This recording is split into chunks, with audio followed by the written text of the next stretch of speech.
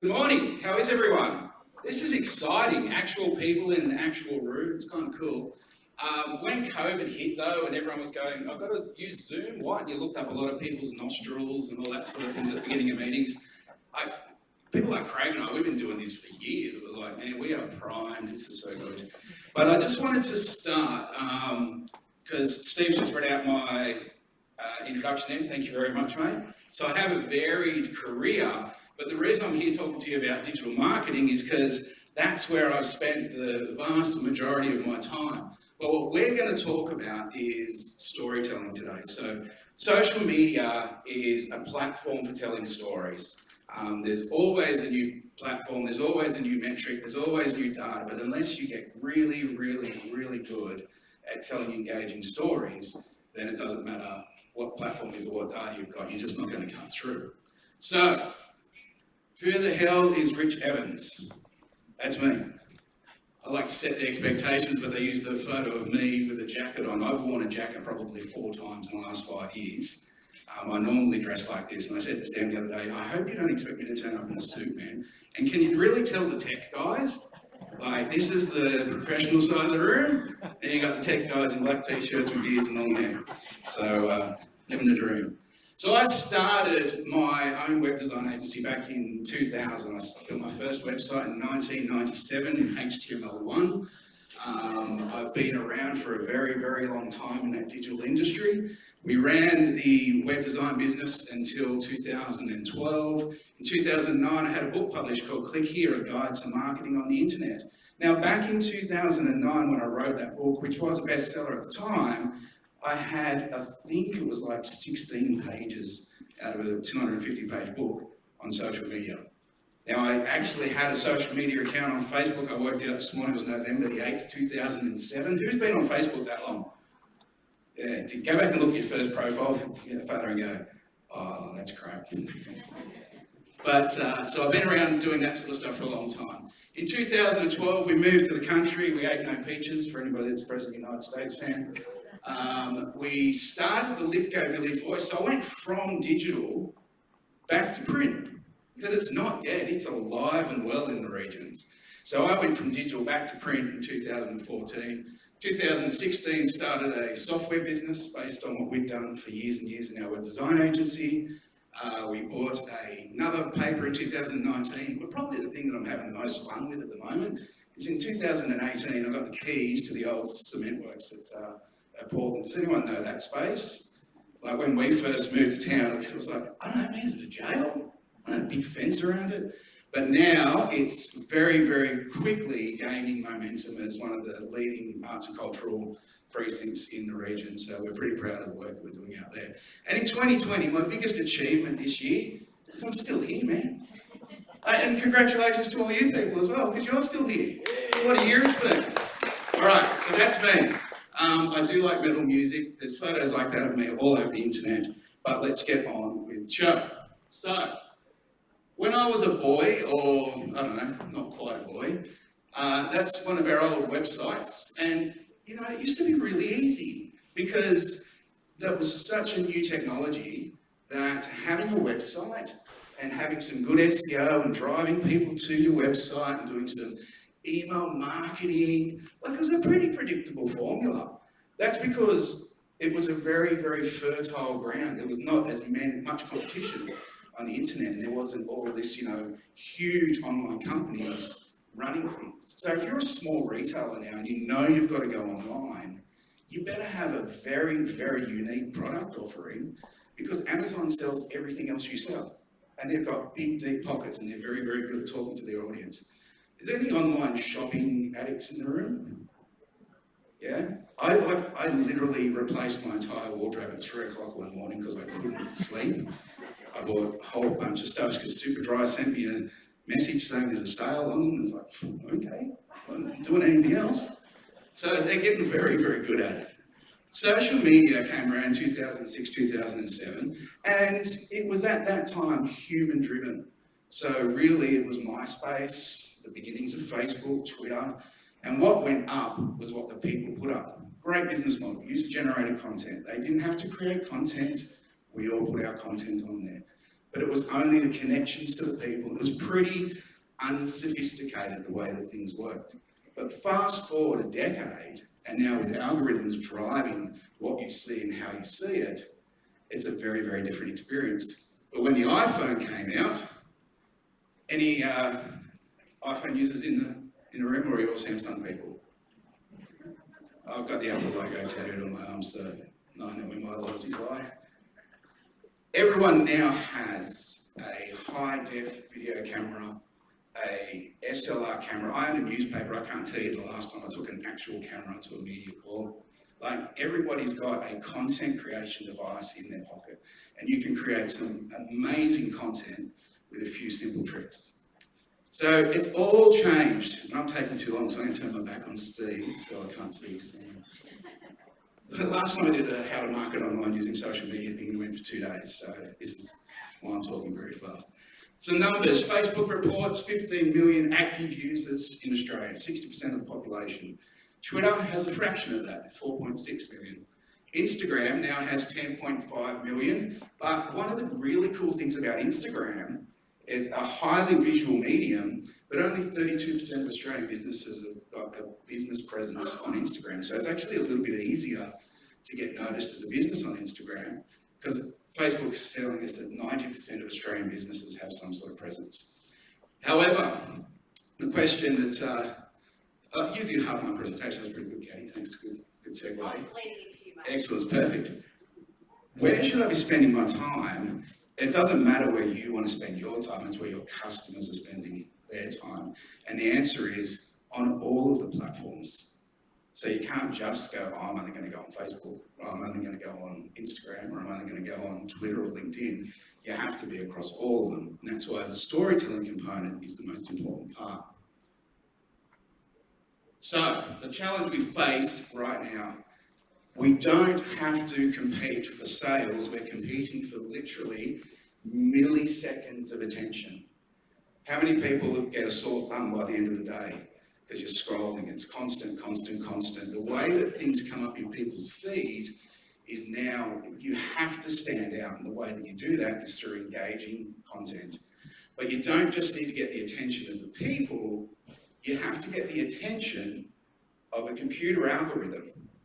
If somebody stops and looks at your piece of content, somewhere in the computer that's identified as somebody like this, even though they may not have liked it, they actually stopped and looked at it, they engaged with it in some way, and then it stores that away. So somebody else that's got the same set of parameters in their profile as what you've got, they might go, oh, well, Rich liked and stopped and looked at this, so maybe Steve might like this. And so Steve will see that piece of content. We both like the page, but we don't necessarily see every post from that page. Do you ever notice that sometimes you put up something and it gets shared a heap of times, or it gets liked a heap of times, and then other times you put up what you think is a similar thing and you get 3 likes? Now, it doesn't mean that people didn't like it, it means that they didn't see it. And so we're competing for 2 things now. We're competing for the eyeballs and the brain space of the people that are scrolling, but also the attention of a computer program that only understands zeros and ones. But one of the good bits of news is that we can beat it all with branding and storytelling. That's not your alarm. So what does that look like? What does branding look like? It's all sorts of, ideas around the look of things, the way you speak, the tone of voice that you use. I've got a very consistent look to my Instagram profile. Can everyone see the middle row there? Guess what my mantra is around the mental health stuff that I do? 1 foot in front of the other. So I make sure I post 3 photos on Instagram so that it always lines back up, that there's always 1 foot in front of the other. It's a little bit, different, but it's getting my message across in a number of different ways. I use the same colour filter on everything I do. I use the same language, I dress the same. Now that's because that's what makes me comfortable, but it is also because that's very much part of my own personal brand. And I'm aware of who I'm talking to. So I don't go out and try and speak to an audience in a way that's not me, because I can't sustain that.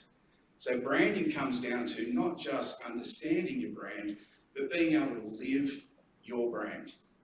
Now, I was remembering when Caddy was just talking, that the last time I spoke in Orange, thank you, mate, was probably about 15 years ago. It was talking about the very beginnings of social media. I did a little presentation for the Orange Vignerons Association. And maybe they listened. That's really cool. Because what we've got in this region is an opportunity to show Australia what they don't see. You've got no idea how much little posts like this go off their head. So the Foundations is a reactivation project of the old cement works at Portland. What we did throughout COVID, when nobody could come and visit, we had to cancel our markets, all of these things were just turned off straight away. So we worked 2.5 years to reactivate this site and suddenly start getting an audience. And in March, the beginning of this year, we went, that was the best market we've had. People came from the East Coast all the way in from the city. It was just, that was the one. We were like, right, this is working. And 2 weeks later, we cancelled it indefinitely. So we were like, well, what can we do? How can we keep this conversation going? And what we knew was we had 5 key areas. So we knew what we were talking about, we knew who we were talking to, and so when we created this video, which you can all go and look at later, it's about trout fishing in the dam. I did it with my iPhone. I literally went down one afternoon, the guys were there just doing a bit of test fishing. They said, oh, we probably won't catch anything. I said, oh, look, I'll come down and take a photo anyway and we'll use it later. And I literally got my phone out, and the next thing, he's caught a fish and it's jumping out of the water. It's, oh, I've only got the iPhone and I'm taking a video like this. And next thing, we've edited that together, put it onto the internet, on Facebook and Twitter and all of our platforms. We reached nearly 20,000 people. We only had, at that point, just over 2,000 people on our Facebook page. So 10 times of our audience was reached because we spoke to our audience in a way that they did the work for us. 88 shares. That was where the power in that was, because all of the people that were sharing it were other tourism organisations, other people that had their own networks. So creating shareable content is the key to this social media story. So, we're going to run through 5 points. Really wish we had all day, but we don't. So, know your audience. Who is your customer? How old are they? Are they male? Are they female? All these things are really basic, sort of fundamental branding elements, but know who your customer is and how you talk to them. I am so grateful that my customers in any of my businesses are not 15-year-old girls, because I do not understand the words coming out of their mouth. And it also means that I haven't really had to embrace TikTok just yet. So you know who your audience is, and if you can't speak to them, employ somebody that can. That's the key, basically. Build your narrative. Narrative is a really fancy word for story. Building your narrative and knowing what you're going to say allows you to plan. So from the Foundations point of view, we have our narrative of history, of our, the history of the cement works. We have the natural environment narrative. We have our arts and cultural narrative. We have our events narrative. And then we have the people of Portland narrative. And so we do social media posts. That's 5. That works out really well. On a Monday, we do this. On a Tuesday, we do this. On a Wednesday, so we're making a daily post on a different narrative through our mediums, and we're hitting all of our audiences all the time, and they're engaging with the things that they like. So we use that as our core things. Now, we're not going to have time to go through how to make a social media plan and all that, but I'm going to put a template up in the closed Facebook group. I was speaking to Sam about, there's a few tools that we can use. It's an Excel spreadsheet, it has a few columns, you fill in what you're going to do and how you're going to do it. Because if you don't make a plan, you'll just go, oh, I've got to do a social media post, oh, I forgot. And you'll put it up, and then, oh, I was meant to do one today. No, I didn't do one today. Actually, I didn't do one today. And next thing you know, it'll be 3 months before you put your next post up. Create your look. I absolutely agree with what Caddy was saying. If you can afford it, invest in really good photography, really good videography. If you're not at that stage yet, this will be just fine. in 2000, when did Obama first get elected? 2008, I think it was. The company that ran his social media campaign at the time, called Blue State Digital, they worked out that they would do better taking a video, using a low quality video camera of a candidate with his sleeves rolled up looking like he hadn't been home all year, than getting the perfect office and the perfect lighting and all of that, because it was authentic. Kind of weird that they, worked out how to look authentic, because to me, you just got to be authentic. So authenticity, it's a term that gets thrown around a lot with social media, but it is key. So create your look, stick to it, so that you don't have to worry about it every time. If you're deciding, I'm going to take a video today of me, hang on, is my hair right? I don't have the right thing on. Just be ready all the time. Build the pipeline and the schedule. So this little tool that I'm going to put up in the group, as I said, it's just an Excel spreadsheet, and then you can just program it in. Now, it doesn't have to be 10 posts a day. It could be 1 post a day, it could be 1 post every 2 days. One of the strategies that I use is that we use our scheduled posts, and we can schedule them weeks in advance, and then we use stories as our ad hoc posting tool. The way that I use stories on Instagram is everybody that tags the foundations, for instance, our Cementworks, I republish their story to our stories page, and then guess what? They get a kick out of that, and we also hit their network. So use stories as an ad hoc way to share. Focus on organically building your brand and your reach. Guess what? Mark Zuckerberg does not need your money. Stop paying for ads. If you're not getting cut through with organic posts, paying for ads is just basically putting money into somebody else's pockets. Unless you are testing and measuring and you're getting cut through from the posts that you're doing, you can't get more from paying for ads, because showing more people the same crappy piece of content doesn't make it any better. So wait until you've got that message right, and then you can absolutely turbocharge your results by spending money on ads, but don't do it first up. Cool. Hopefully there'll be some questions when we get to the Q&A, but if I can just advise everybody, the thing on the left you absolutely need, get yourself a tripod, get yourself a gimbal, that's that thing in the middle, that keeps your hands steady so you don't try and catch the fish video like this, and get a little microphone, and all of a sudden you've got all the equipment you need to create world-class content. And the last point I want to make is don't be connected to whether you like it or not. Like, I really want people to like photos of me by myself that much, but as soon as I put Kel in one of these photos, I get 200 likes. It doesn't matter if I like the piece of content.